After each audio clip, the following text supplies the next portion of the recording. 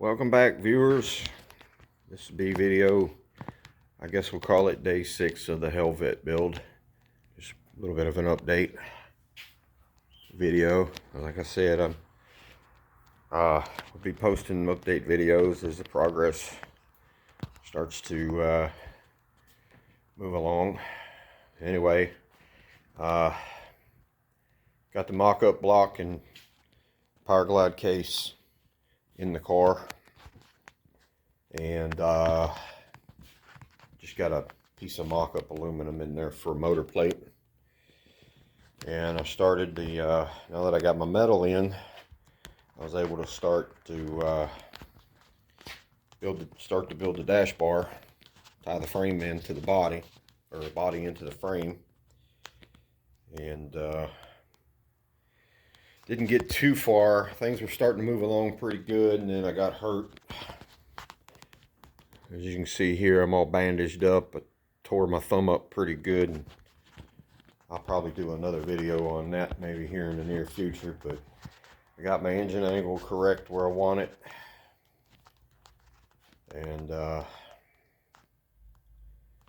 in the process of working on these rocker panels, the rocker panel on the driver's side, when my accident happened. And yeah, so I had to stop, and unfortunately I can't do anything for a while. So when I'm down, the shop's down, because I work by myself. But anyway, I got the factory oil pan on there for now.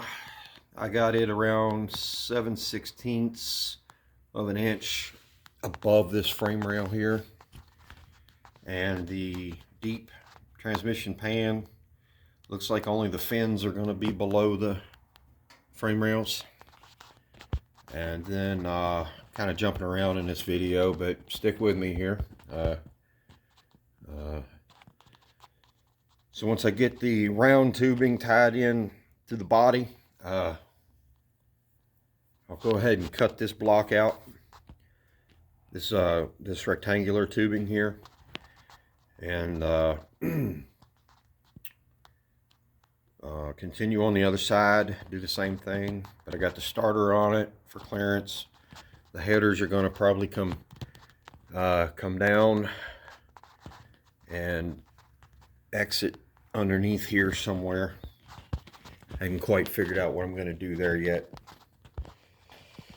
Let's see what else. I've got another oil pan here. It's a Milodon pan. It's a dragster pan.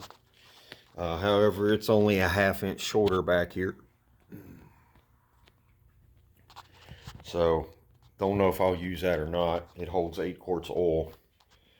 I really don't need it for what I'm doing with this car, but you never know. I might use it anyway. But the leaf springs, I gave up on looking for leaf springs, and it's a good thing, because if you look where the transmission tail housing is, sorry, I'm trying to hold the camera steady, versus where the rear yoke is, there's quite a bit of an elevation difference. So we're going to have some serious bind issues there in the U-joints. So probably just going to go ahead and 4-link this car. I thought about a ladder bar setup, but if you do ladder bar, you might as well do 4-link. You're still buying coilover shocks. You're still making brackets. You're still locating everything centered in the chassis. And for more adjustability, why not go to 4-link? So anyway, back to the dash bar setup here. As you can see, I notched the, sorry, I'm trying to hold this thing steady. Notched out the original sheet metal dash there so I could get my upright in. And I will be triangulating that back down to the frame. And I'm going to come across to support the motor plate tubing there, as well as coming down from the dash bar. That's what you got to do. And then my plan is for the firewall is going to be sheet metal. And this is all tacked up. None of this stuff is fully welded. You never want to do that when you're building something that not too many people build. Chevettes are not, you know, they're not popular cars. So the firewall will meet up here with the motor plate. It'll be stitched in, it'll be welded in here, and then it's going to come back and across to the front pillar, which I'm going to cover in sheet metal as well. Kind of seal it up, make it look better on both sides. I was getting ready to cut the corner of this dash out, excuse me, of this side of the dash out when I had my accident, and as you can tell, the body's not attached to the frame, though I got a stand under here. It's perfectly square where it needs to be, but I didn't want to take any more of the support out across here just in case I bust the windshield, and I don't want to do that. I don't even know where I could find one for this car.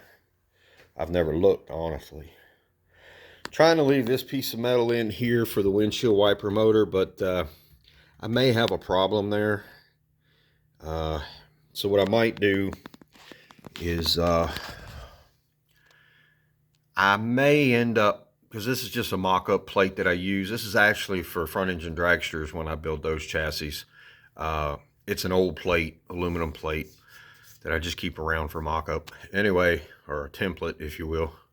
Anyway, I might just come up through here with the motor plate tubing. I might just go ahead and make it like a 45 on both of the top corners to kind of give me some more room, because they have this mounted at an angle from the factory, and then you've got all the geometry to make your windshield wipers work, and I do want them to work on this car. I'm staying with the factory windshield, all factory glass, front to rear. Like I said, we're going to drive this thing every day, or, you know, drive it. It's going to be somewhat of a daily. So yeah, I'm going to be going to 4-link, so I'm sure I'm going to have to change the rear frame rail some. I'll get into that later. Right now, I'm just working on the front of the car. Well, technically, I'm not working on anything because I can't. So, anyway, front motor plates. I've got a one piece that I made for another project that I never finished, and in another car, and I don't think I'm going to use that front motor plate in that car. So I might take it out and put it in this one, and I'll just come over to the, just utilize all the holes here. And then just, you know, you can mount stuff to the plate as well. All right, well, that's about it. If you stuck with me this far, like the video, subscribe to the channel, and comment below if you have any questions or ideas. I normally try to get back to you within the same day. But thanks for watching, and some progress. It was starting to move along pretty good, but here we are. All right, I guess that's all I got to tell you. All right, like, subscribe, and share. Thanks for watching.